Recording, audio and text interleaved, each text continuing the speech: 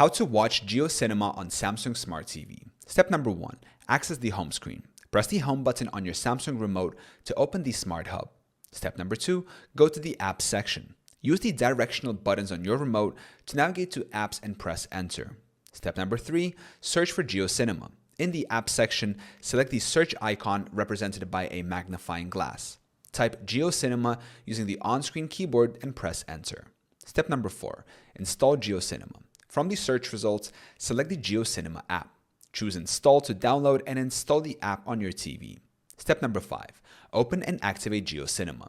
Once installed, open the JioCinema app from your apps list. Select any content to watch and an activation code will appear on the screen. Step number 6. Complete activation. On your mobile device or computer, go to the JioCinema activation page. Enter your mobile number and the activation code displayed on your TV. Follow the on-screen instructions to complete the activation process.